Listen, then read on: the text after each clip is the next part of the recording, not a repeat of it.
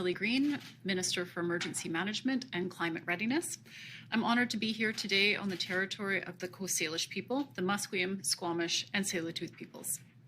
I'm joined virtually today by Ravi Parmar, Minister of Forests, David Campbell, Head of the River Forecast Centre, and Neil McLaughlin, Superintendent, Predictive Services, BC Wildfire Services. Today we'll be sharing our summer forecast for wildfire and drought. Before I begin, I want to acknowledge the difficult situation that our friends and neighbours east of us are facing. The images coming out of Manitoba, Saskatchewan, Ontario, and Alberta are heartbreaking. Tens of thousands of people have been evacuated from their homes, and tragically, 2 people have lost their lives. We've deployed BC Wildfire Services personnel to help them in their fight, and I know that all of BC stands with them in this incredibly difficult time. It's clear that wildfire season is well underway in Western Canada, and that includes our province. Here in British Columbia, there are currently 10 evacuation orders in place, affecting approximately 120 households in the Peace River Regional District, Fort Nelson First Nation, and Northern Rockies Regional Municipality. There are also 5 evacuation alerts. This is an incredibly difficult time for people who have been evacuated from their homes or who are preparing to do so. The province is here to support you, and I want to thank everyone for following these orders and for being prepared to leave on short notice. The forecasts that have been shared with us today are going to give us a sense of what we can expect over the coming days and weeks, and we know that conditions can change rapidly. That's why we all need to be prepared, no matter where you live in BC. The province has been stepping up our preparedness efforts. Just last week, my ministry announced $7 million to support 139 emergency operations centres across British Columbia. These investments are about making sure communities have the tools and resources that they need to protect people, communities, and are just the latest in the long line of investments that we've made to increase our overall readiness. But preparedness doesn't stop at the provincial level. It starts at home. And that's why I'm asking everyone to have a plan in place now before there's an emergency. Now is the time to make sure you have your grab-and-go bag ready for you and your family, including any pets. Grab-and-go bags should include several days of food and water, include clothing, toiletries, and important medications. They should also include copies of your emergency plan and important documents, such as your homeowner's or renter's insurance. Home insurance is one of the best ways that you can protect your family after an emergency. Insurance that covers wildfire damage is widely available in BC. It often includes additional living expenses, which will support you if you need to evacuate. The province recognizes that not everyone has the resources to meet their needs, and sometimes people who are evacuated need a little extra help. For British Columbians who haven't yet registered for the BC Services Card app, I encourage you to do so today. With the Services Card app, you can create an emergency support services profile, which is particularly important for anyone living in areas prone to wildfires or other hazards like flooding. This will help make the process smoother should you have to evacuate and could help you access supports online instead of having to go in person to a reception centre. To create an ESS profile, go to ess.gov.bc.ca.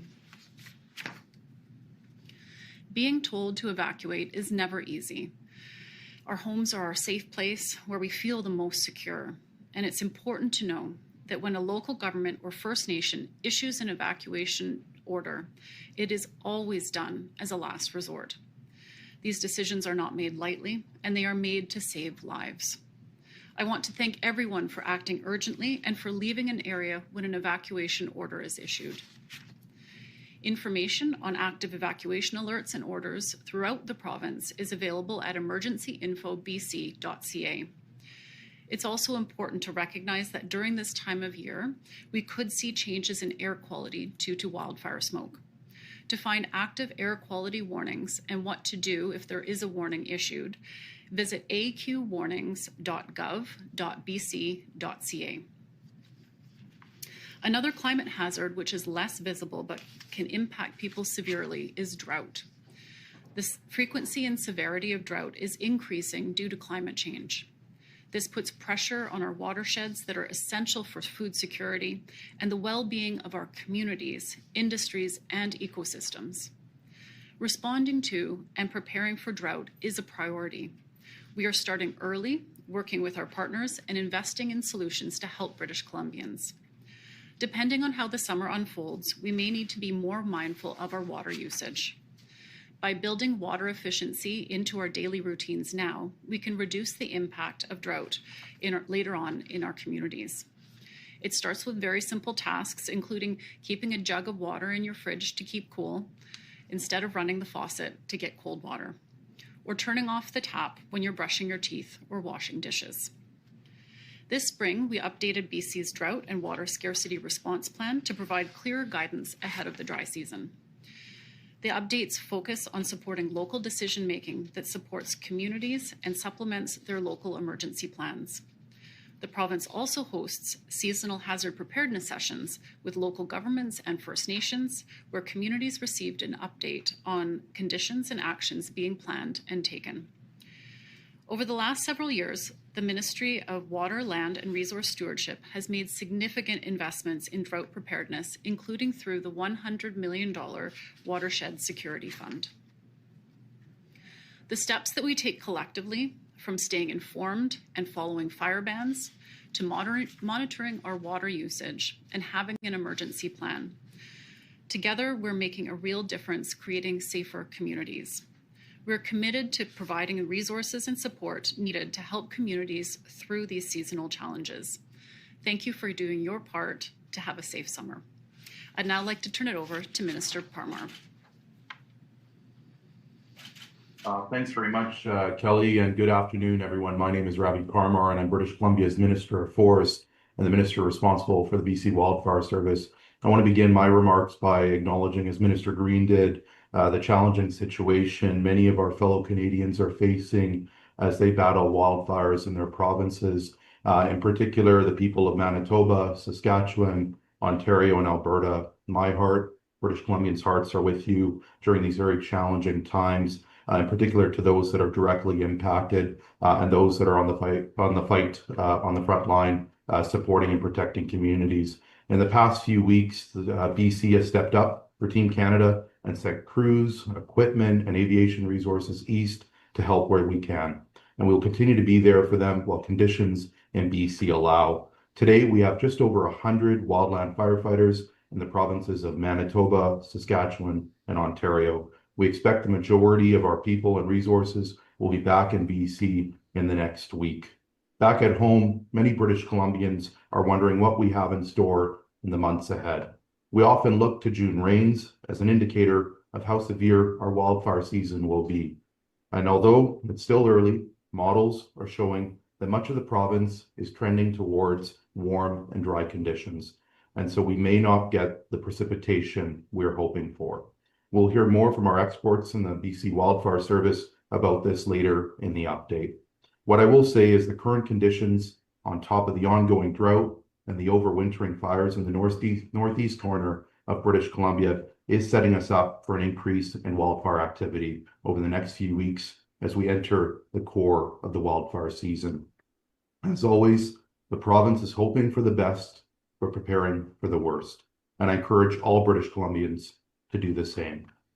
It is essential, as Minister Greene said, that everyone in British Columbia, in every corner of our province, continue to remain vigilant and do what they can to prepare.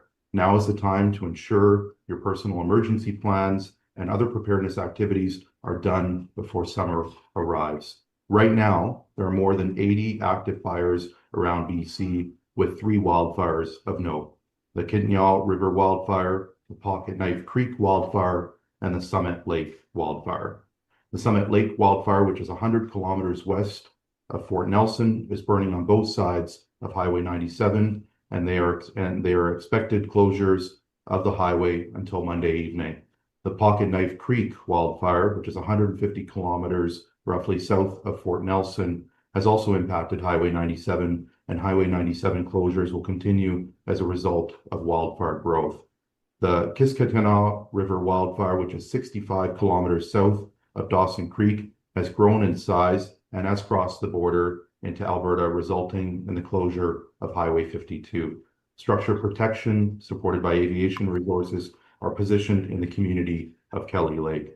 Of the approximately 325 wildfires that have occurred in BC to date, we suspect that approximately 70% of them are to be human caused. The BC Wildfire Service has deployed equipment, aircraft, and crews to fight new fires and tackle overwintering fires as they resurface. I'd like to thank the hardworking BC Wildfire Service for all their work and dedication over the last number of weeks and months over the winter period as they prepare for this upcoming wildfire season, in particular the months ahead as we head into the core of the wildfire season. In particular, their actions during the recent fires around Fort Nelson and throughout the Northeast. I've been in regular contact with many of the local mayors in the Northeast, the Peace River Regional District Chair, local First Nations chiefs, and the MLAs that represent Peace River South and Peace River North. I want to thank them for their partnership and support as we head into this summer wildfire season. I want people to know that we're working hard every single day to prepare for this wildfire season. And we've been making proactive changes to ensure that we can best tackle the wildfires that will occur in our province. Our wildfire aviation contracts are in place. Ongoing training and use of night vision technology will help our crews work overnight, and enhanced respiratory gear will help keep them safe. We're also improving weather stations and camera networks around the province. I'm pleased to announce today that after a successful trial during the 2024 wildfire season, a new partnership between the BC Wildfire Service and UBC Okanagan is well underway. That will expand the use of wildfire cameras around the province. Once fully implemented, the program will help the BC Wildfire Service detect more wildfires quicker and help keep communities better informed and safe. I'll have more to share on this in the weeks ahead as we roll out this new initiative. As I conclude my remarks, I want to speak directly to all British Columbians. Summer is nearly here, and with it will come wildfires. It's been a tough season ahead for many communities here in BC, but know this, we will always have your back. Your role is to stay informed, prepared, and fire smart. Wildfire preparedness is a shared responsibility, and I urge everyone to take part in fire smart activities around their homes and throughout the summer. If you haven't already, download BC Wildfire app to stay up to date with current wildfire conditions and to report wildfires. Even if you think a wildfire has already been reported, new information, including photos, can help our crews plan.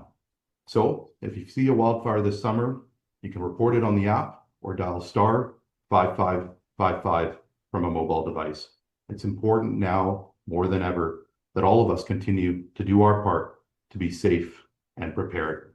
I want to thank everyone for the work that they're doing out there, in particular our wildland firefighters. Our experts from the River Forecast Centre and the BC Wildfire Service are here to dive into more details. And with that, I'm pleased to be able to introduce and turn it over to David Campbell from the River Forecast Centre.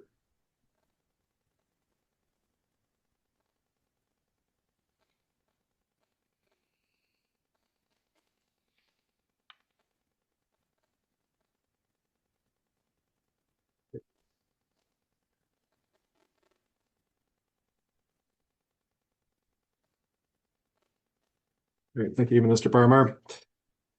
So I'd like to start with a bit of an update in terms of seasonal river outlook and where we're at as we come into the summer season. So I'll start with the snow conditions.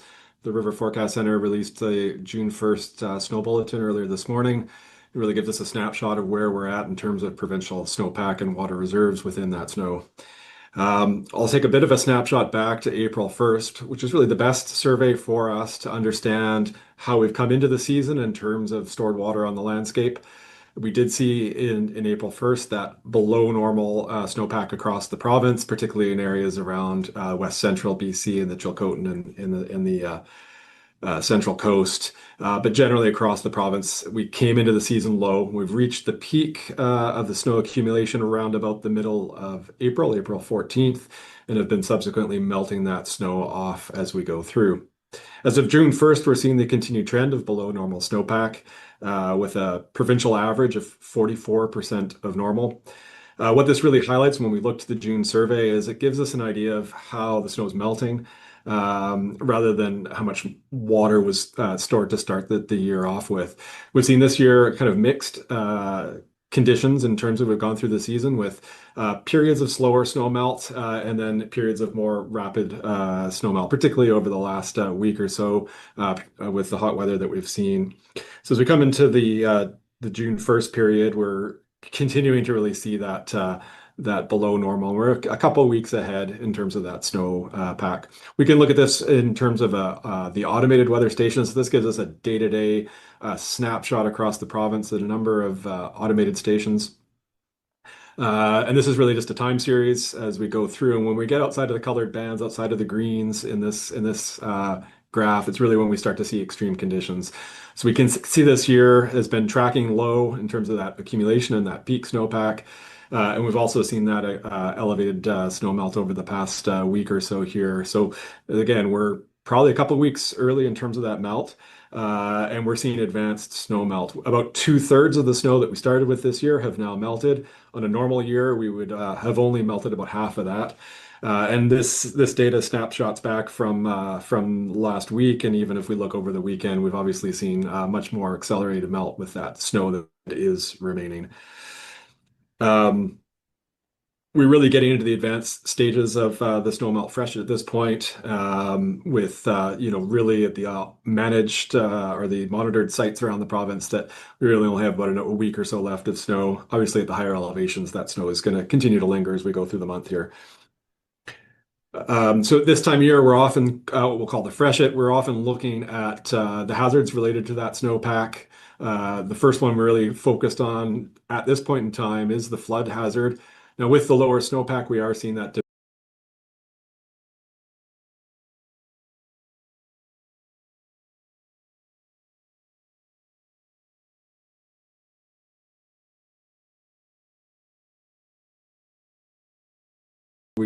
for ongoing flood risk or hazard as we go through the next few weeks here. As discussed before, June is the wet season, particularly for the interior, and the time where we can get upper low systems that can deliver both normal amounts of rain that are beneficial, but we can also see extreme rainfall events happen during this period. So that's what we're continuing to watch for, particularly on the heels of this hot weather spell. We may see some some wet weather coming in later this week. I think generally it'll be positive, but we do need to continue to watch for those patterns that might emerge that provide extra to flood risk. In terms of the drought side of things, now we are seeing a setup this year for increased drought hazard as we go through the summer months. The lower snowpack that I've talked about, as well as that early snow melt with the water moving through the landscape early, that does put that water through the systems and less available as we go into the summer months. We've seen both short-term and long-term precipitation deficits. The short-term over the past few months, really since this calendar year, where regions of the province have been seeing below normal below normal precipitation that's showing up in the snowpack. We can also see that year on year, in particular areas in the northeast of the province where we've really seen a cumulative lack of rainfall over the last 1 to 2 years. And that's really been a key driver in terms of ongoing and persistent drought in those regions. We're also seeing forecasts for the summer of particularly the warmer season, really across the province and across the country, and also some areas with the potential for that increased dry spell. We can also look just from a climatological point of view. The summer, once we get into that July and August period, is the dry season. And so even at a typical time, we're not getting much rainfall in that period. As we go forward, weather is really going to continue to be the key driver for the drought side of things, and particularly that rainfall piece, but the temperature can be important as well, driving up increased evaporation and really driving drought levels up. So the province is assessing drought on a weekly basis this point in terms of drought levels. We're currently seeing those elevated levels, particularly in the northeast with level 3 and 4 drought through the Fort Nelson, North Peace, and East Peace regions. But we're also starting to see emerging drought levels 1s and 2s across the province. Again, those areas that we started the season with less snow, areas where the snowpack is now gone. and areas where snow maybe plays less of a role, particularly areas in the coast, Vancouver Island, and the southwest. The weather spell we're going through right now is certainly adding to the evaporation, and we do expect to see, particularly in the short term, that we could see the increase in terms of conditions related to the drought.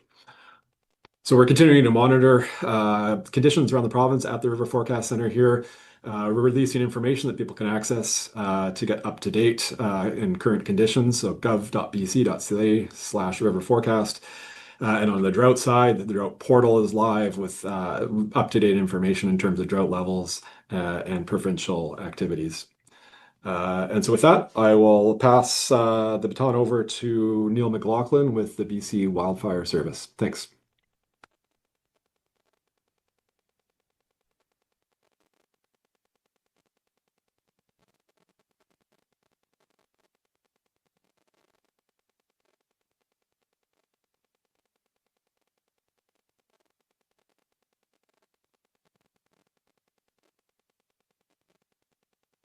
All right. Good afternoon. My name is Neil McLaughlin. I'm the Superintendent of Predictive Services and going to deliver your wildfire summer outlook for today's briefing. I'm joining you from the traditional territory of the Tk'emlúps peoples in Kamloops. So let's get into the outlook for the summer. And before I do, I'll say I wish I knew what the summer had in mind for wildfire, just as much as many of you out there. It's a tricky science, but I'm here to provide you with our best available intelligence and information sources that may give us some insight of what's to come this summer. And three of the factors that we look for when we think about a prolonged fire season are drought, and specifically drought that's carrying over from previous years, low snowpack like we've seen recently, and absence of spring rain. And I'm going to touch on each of these and how they're showing up throughout the province. But before I do, I think the key message I have is that we are seeing some of these factors, but not everywhere in the province. And so I think this fire season in particular will be busy in some regions and less so in others. And so let's dive into that in a little bit more detail. Let's start with drought. So we definitely held over some drought in parts of the province, specifically the central interior and the far northeast last fall. And this slide here is just comparing in the image on the far right. This is where we sit with our drought code as of the start of June. And we're comparing that against some recent years. And the total area burned in those fire seasons is noted below each of those slides. We can still see the presence of drought in many of the regions of the province. And so just picking out those shades of yellow and orange on the map on the far right, these are areas where our deep forest duff layers and our coarse woody debris material on the forest floor is very dry and will continue to be dry in the absence of large amounts of precipitation. And so we do have drought, but also note all of the blue on the map. There are regions that we did get good recovery, and that's due to the other two factors I'll speak about in a moment. But just take note, the whole province isn't yellow or orange. We do have some areas that are holding lower drought code values, which is great news for those regions. Let's look at snowpack. I won't spend much time on this one, but just kind of comparing last year on the left to this year at the start of April in terms of snowpack. We improved this year compared to years gone by in terms of our snowpack. Still wasn't above normal. We were really hoping for a really good snowpack year to recover those droughts, particularly in the far north, but it was better than years past. And so the shades of red, yellow, orange are indicating lower percentiles compared to history.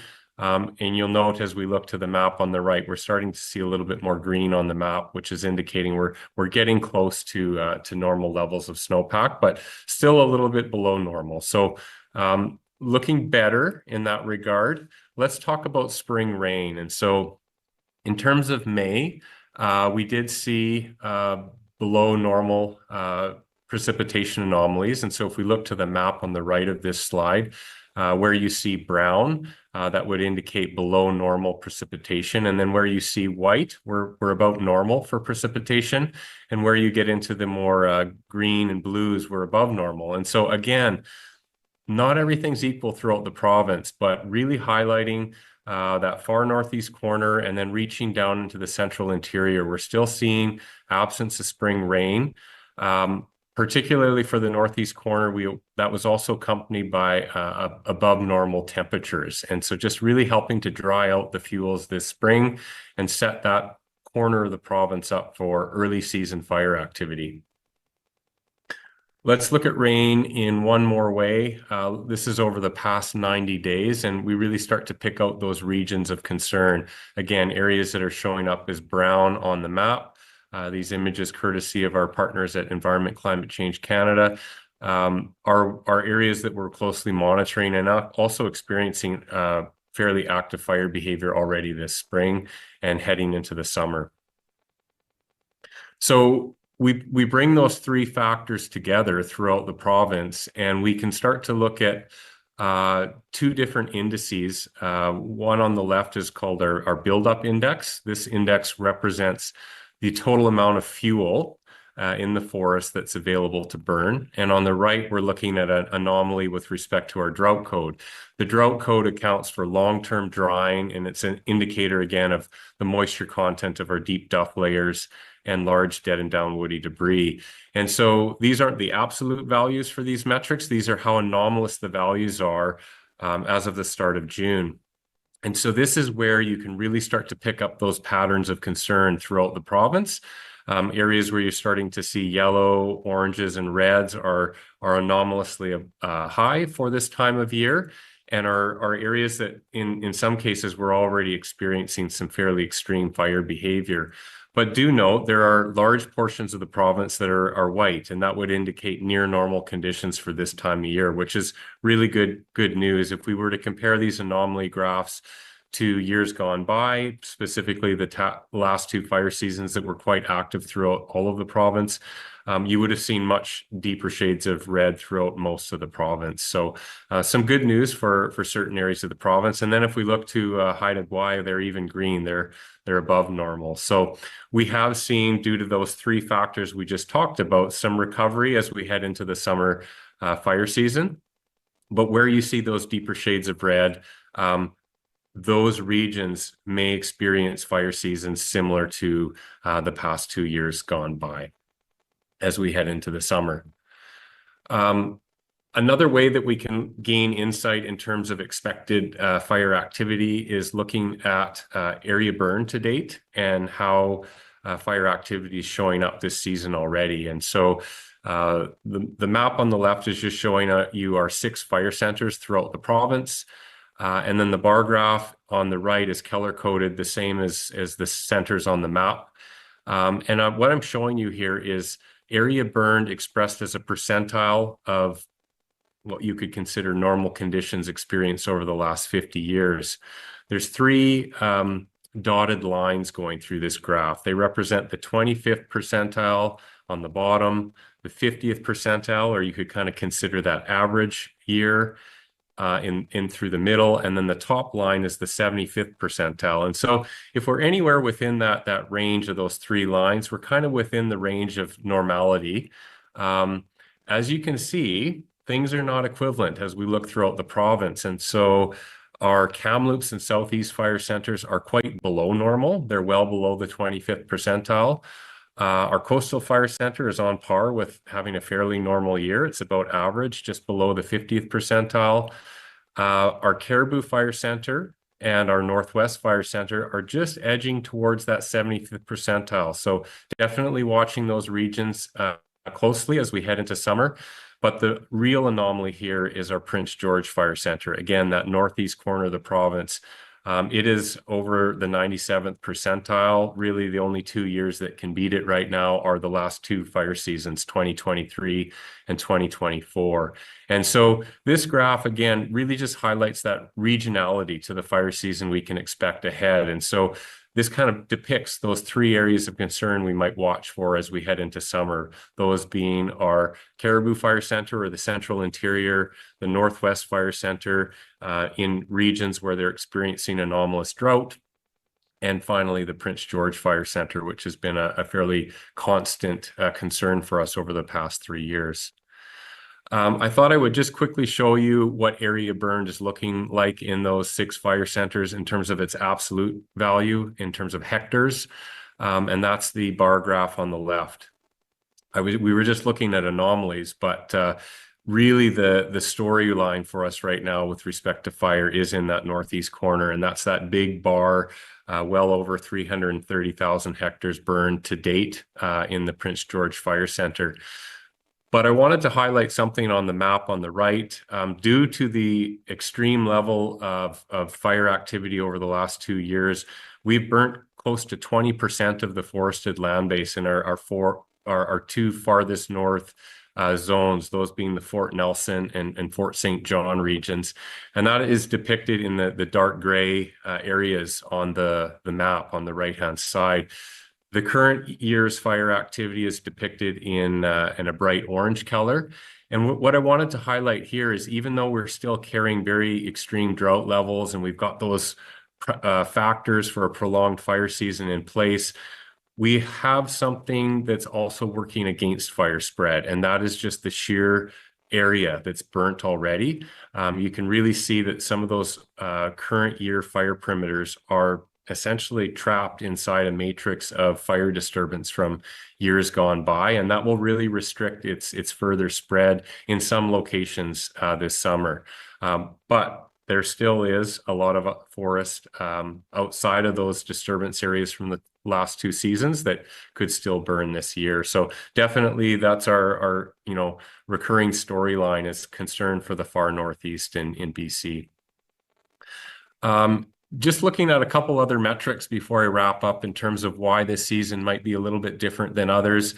We've just had a look at our lightning activity. Through the graph here, there's a yellow line, and that's depicting the 20-year average in terms of lightning strikes, and that being over the spring months. We do expect lightning's going to pick up as we head into the core of the summer months, but we are tracking quite below normal for this time of year with respect to lightning. And for that reason, we haven't had as many new starts as we would otherwise expect in some regions of the province. But with lightning in mind, I did want to highlight, what we can expect as we head into summer. And so this graph is showing our current year-to-date fire activity in terms of number of fires we've experienced each week this fire season. And that's the dark black line running through this graph. In the background, I'm showing you historical percentiles for how many fires we might expect each week throughout the summer. And those are ranging from blue into red. As you get into the red color, you're kind of into the 90th percentile range. We've been kind of bouncing up and down, but fairly average this spring in terms of number of fires. But what I wanted to highlight is even in areas where we're experiencing maybe a more normal summer in terms of fire activity, regardless of the percentile you follow on that background graph, as we head into the summer months, we're going to pick up, we're going to see more fire. And it doesn't take a large fire like we've seen over the last 2 seasons to have impact. So I do really want to stress this is probably going to be the most active time of the fire season in terms of the next 2 months ahead. And you can see that on the graph depicted there. And so we can expect that we'll see more lightning in the months to come, more drying conditions that will allow more new starts to occur. And so being prepared for wildfire is something to keep in mind as we head into the summer, even when it's a more normal fire season in your region. Let's look at the outlook in terms of temperature and precipitation for June. On the left is our temperature outlook. It's been a long time since we've seen a temperature outlook with below normal conditions on it. I think this is like a trend we can expect going forward with respect to climate change. But again, looking to see warmer than normal temperatures throughout the month of June, already experiencing some of those warm temperatures this week. As we look to the map on the right, we are seeing areas of the province that are expecting below normal precipitation, those being the areas in brown. Otherwise, the white areas throughout the province could expect more normal levels of precipitation for this time of year. We are forecasting a low pressure system to come through parts of the province through the next week here, and that may bring some healthy amounts of rain to certain parts of the province. And so we welcome that. June rain can really set the tone for the remainder of the fire season. And so for areas that may experience healthy amounts of precipitation in the week to come here, again, that just really helps recover fuel moisture and lessen the fire danger as we head into the core of the summer months. As we look beyond June and we look into the summer outlook, again, that climate change signal really showing up for most of Canada.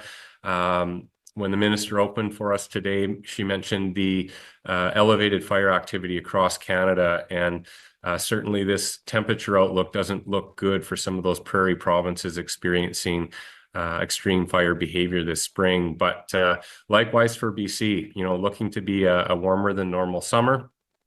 Unfortunately, when we the key ingredient we're most interested in is precipitation right now.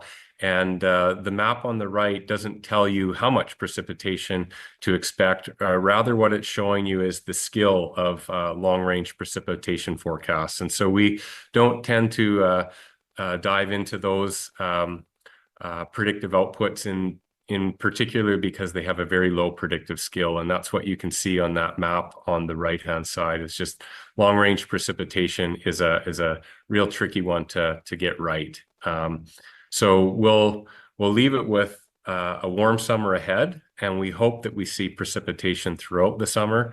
But if we don't, in areas that are drier, those areas can expect increased fire danger and possibility of fire activity. I wanted to close by just speaking about restrictions and prohibitions throughout the province. So we have 3 levels of restricted activity. 1 is on campfires. That would be a Category 1 restriction. 2 is on kind of backyard burning, smaller piles. That would be Category 2. And the 3rd level is more landscape level burning, cut block burning. That's a Category 3 restriction. And so as we look to the table here, we do have Category 3 restrictions in all of our fire centers throughout the province. There are numerous Category 2 restrictions throughout the province, specifically Caribou, Coastal, and Prince George. And it's only our Prince George Fire Center right now that has campfire bans in some parts of the fire center. If you want to keep current on restrictions and prohibitions, this information is available on our public website, and you can find out information there. So I'd like to close here with a couple summary bullets. Spring rainfall and normal temperatures have alleviated the onset of a prolonged fire season in many regions of our province, and we're happy to see that.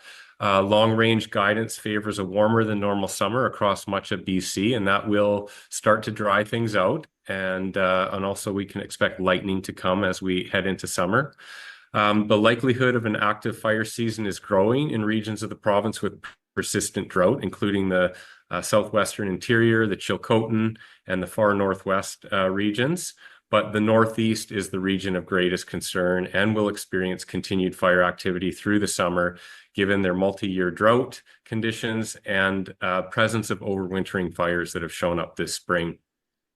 The amount of rain required to mitigate the regions experiencing persistent drought is unlikely this summer. We would need upwards of 150 millimeters of rain over the next 3 weeks to really make a dent in some of those high drought levels I showed you earlier in the presentation.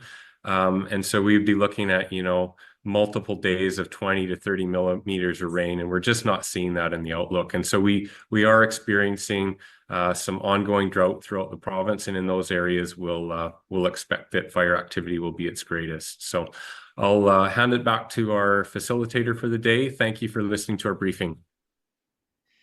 Thank you to David and Neil for your technical briefings. Much appreciated. And I'll turn it over to the moderator for questions. Thank you, Minister. For media on the phone, if you have a question, please come off speakerphone or Bluetooth. Take your phone off mute. You are not audible until your name is called. then press star 1 to enter the queue for a question and a follow-up. We are going to start with media on the room. We have one question here. Yasmin Granham, CTV. Hi, yes. So my first question is for the BC Wildfire Service. Crews have been sent to Manitoba and Saskatchewan. So is there a concern with resource sharing and not having enough crews here in BC, as we know fires are ramping up and we are expecting a severe fire season as well? I'll turn that over to our technical experts. Minister Greene, if that's all right. I'm sure Rob can jump in as well. Hopefully you can hear me. Thanks very much for the question. Just at the outset, I think all British Columbians, certainly our thoughts are with those that are being impacted in those prairie provinces, as Neil touched on. Lots of dry weather, lots of challenging days in the past and many challenging days in the ahead. I'm really proud that the BC Wildfire Service stepped up, as they always do, in providing that support. We have a strong partnership through a Canadian interagency that allows provinces to be able to ask for resources. And of course, the BC Wildfire Service, like other provinces, does its work internally to ensure that it's prepared to be able to provide resources. Over the last number of weeks, we've been able to provide resources, upwards of over 200 wildland firefighters. Equipment, aviation has made its way over to Manitoba and Saskatchewan in particular, as well as Ontario, to be able to provide that support. As I noted in my remarks, we have just over 100 wildland firefighters that are currently in Saskatchewan and Manitoba. We expect over the course of the next week, they'll be making their way back, and we'll continue to receive requests. But as has been noted in the presentation, we're headed towards the core of our wildfire season, and so we'll be looking to ensure that we've got our resources deployed where we need them, our wildland firefighters on the ground supporting our communities. And of course, if we need support, there's a partnership within the country. And of course, we also rely very heavily on our neighbors down south.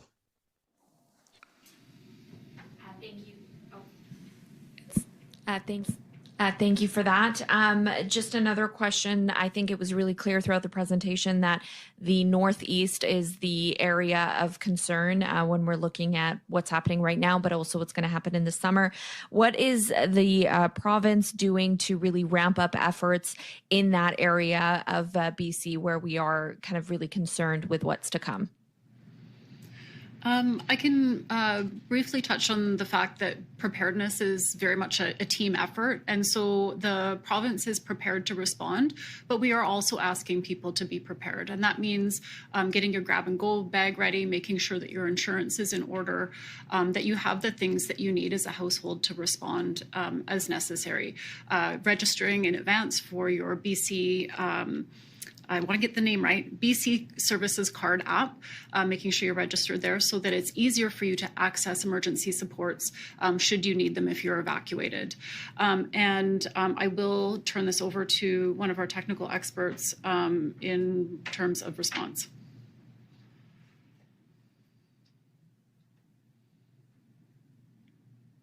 I'll ask Kevin Dunbar. Thank you.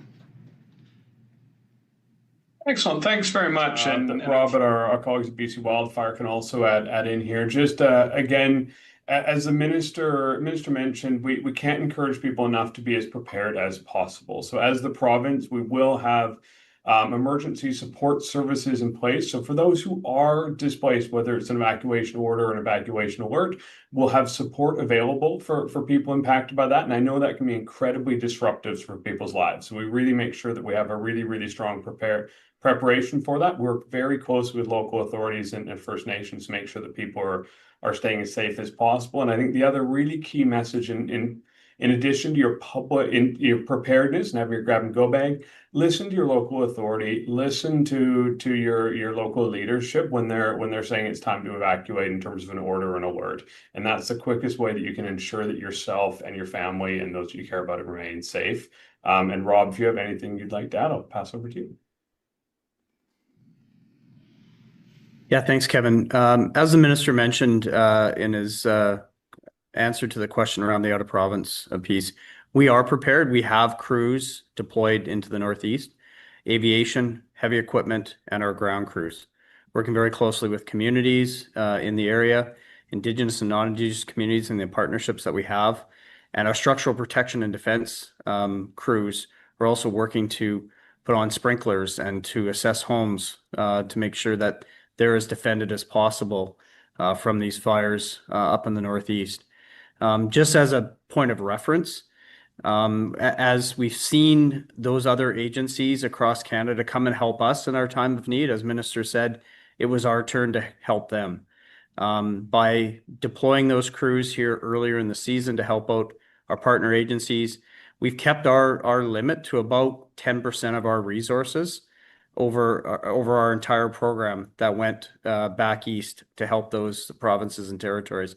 So that remaining 90% is here in BC, and the majority of them are up in the Northeast, preparing and working to suppress those wildfires to the best of their ability in really challenging times. Thank you, Rob. Our next question is from the phones. Richard Zwesman, Global BC. Neil alluded to this. Everybody wants to know how bad is it going to be this summer. What is the best sense about how people can compare where we're at now compared to some of our worst modern fire seasons? And what advice do you have to people who live in the fire regions about their own travel? As you know, there's a lot of nervousness this time of year about people leaving their homes before fire in worry that they will come back to nothing. Or what do you say to people, you know, that live in this province who are planning on traveling around this summer? What should they be aware of for their travels? It is an incredibly stressful moment as certain regions are facing significant risk. The best thing to do to reduce impacts to you and your household is to be prepared. And so while the province is prepared and standing by to act and acting, it is important for people to be personally prepared. So visit preparedbc.ca for information on how to be prepared, including grab-and-go kits and how to deal with different kinds of emergencies. In terms of travel and plans, our current evacuation alerts and orders are available online for people to take a look at, as well as any driving condition impacts such as road closures or other hazards are on Drive BC, so people can stay up to date on changing conditions there. Perhaps I will turn it over to Neil McLaughlin, who can help us out with some technical information. Great question. I think I would highlight the three factors that I started the briefing with in terms of what people can watch for if they're concerned about how this fire season might compare to previous fire seasons. So again, that would be the presence of drought year after year. The second would be watching the snowpack and whether that's below normal. And the third would be absence of spring rain and just really hot, dry conditions as we head into summer. And so for regions of the province that are experiencing all three of those are a very strong indicator of a busy and prolonged fire season. But as I mentioned, that is not being experienced everywhere in the province of BC this year. And so for our members of the public and for people that work in our northeast corner of the province, 2025 will likely feel like a fire season from 2023 or 2024. It's going to be a very busy year again, but for other regions of the province, it'll be much slower.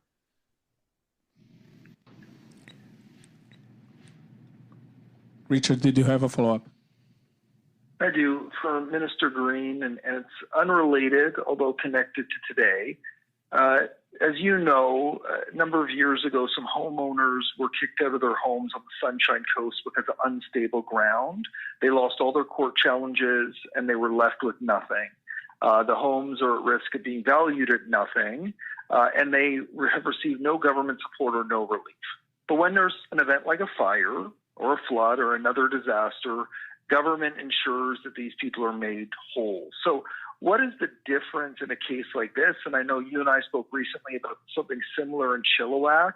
Why is there such a discrepancy for people who have their properties impacted by different types of events like this?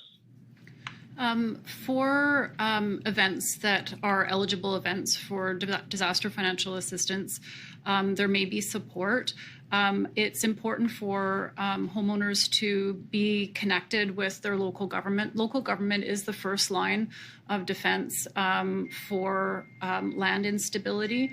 They're responsible for the planning, risk assessment, and zoning. And we are at the province supporting local governments in that work, keeping community safe, keeping community members safe, and helping with them with that work. And I'll also like to turn it over to Kevin Dunbar from Emergency Management and Climate Readiness. And thanks for the question. I think one of the most important things to remember is in any emergency, our initial focus is on keeping people safe. And that's where a lot of the initial actions in a response is to make sure that public safety is paramount and front and center of all the decisions we made. And I understand and really empathize with people impacted by emergencies that are trying to rebuild their lives after. And that's where, as the minister said, where there is the response is eligible for disaster financial assistance, there is some of that supports, and as well as supports through local authorities as well. If there's any follow-up questions or specifics on this, happy to get more information directly to you offline. So thanks very much. Our next question is from... Oh, do you have someone? Our next question is from Michelle Morton, CBC Vancouver. Hi there. What can you tell us about these structures being impacted in Kelly Lake? I will refer that over to BC Wildfire Service on structures impacted. Oh, or Kevin Dunbar from EMCR. Perfect. I'm happy. So I think, again, one of the most important things here is we're trying to make sure that people are safe. So we have some information around structures impacted, but there hasn't been a full assessment done yet due to the ongoing wildfire risk in the area. But we have reports at the moment that there have been some structures lost, up to 7 structures lost, some of them being old derelict buildings, some mobile homes, etc. But again, a full assessment is underway. So in terms of specific information and up-to-date information would be with the local authority. And we're continuing to work very, very closely with them and BC Wildfire to make sure that we're on top of any impacts to individuals. Thank you. Michelle, did you have a follow-up? Yes, thank you. And so, of course, we understand the wildfires have closed the highway in both directions from Fort Nelson. What does this mean for things like food supply, access to medical appointments, and essentials for people in the area that have been cut off? We'll go to Kevin from EMCR.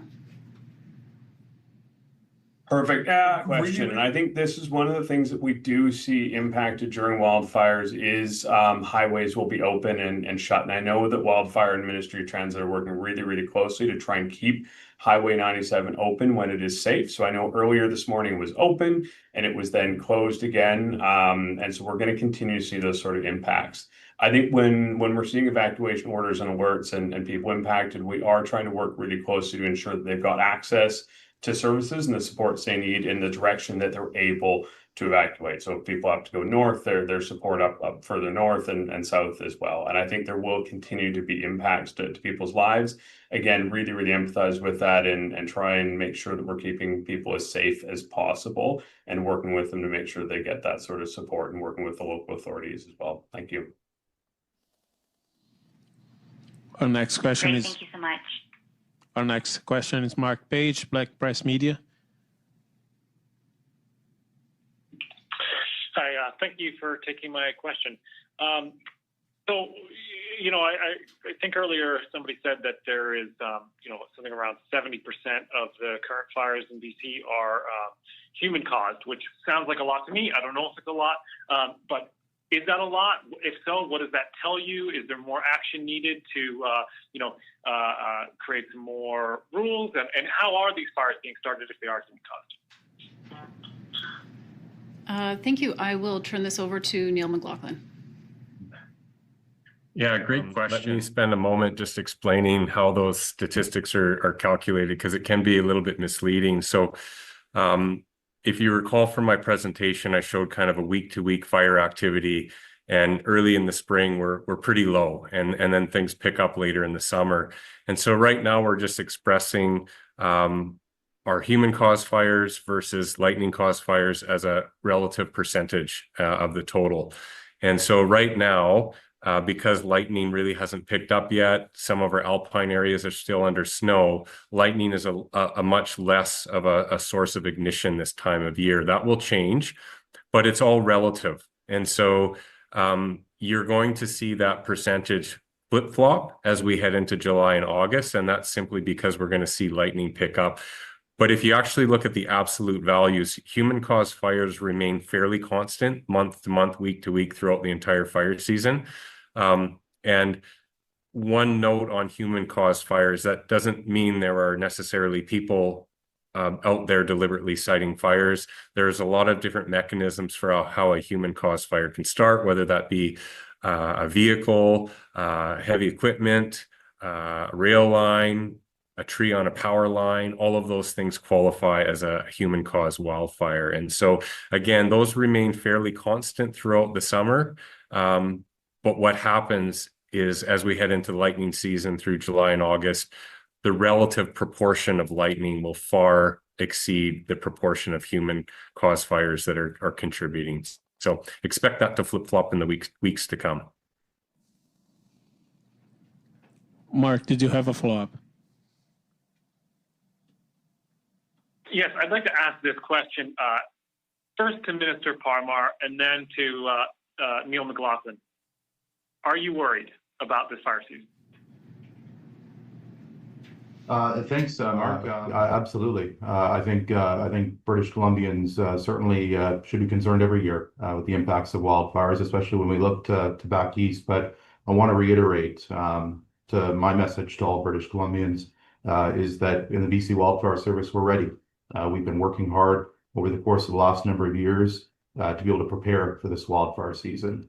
We've got over 1,300 wildland firefighters ready to go to be able to support and protect communities. But we know that we've got a role to play, but also British Columbians have a role to play. And Neil touched that on his remarks. It's so important that in communities that we are following prohibitions, following rules. I want to give a particular shout out to the Peace River Regional District. It's been a very challenging couple of weeks for that district, and they've done an excellent job communicating directly with their constituents over a very vast geographic area of land. But again, I want to reiterate that we are working hard each and every day to be prepared for this upcoming core of the wildfire season. We've got a role to play in the BC Wildfire Service. British Columbians do as well.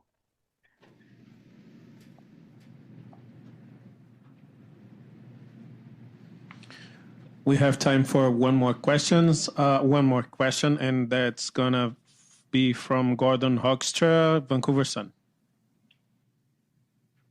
Well, good afternoon. This is a question for the minister.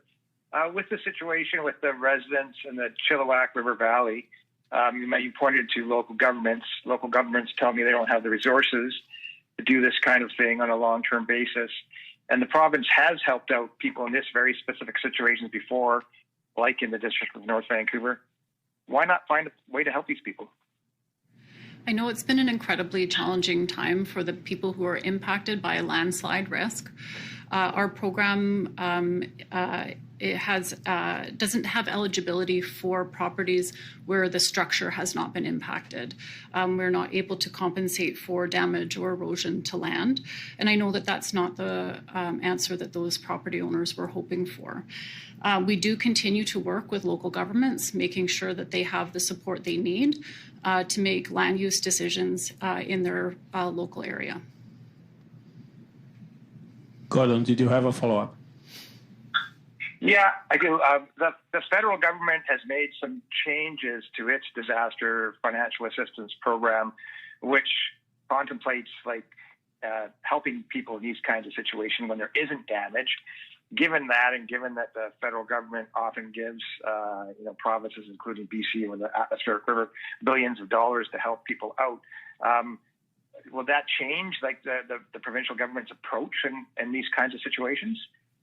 I'm always happy to work with the federal government in making sure that communities and people are being kept safe and are able to recover after any particular event like a flood or a wildfire.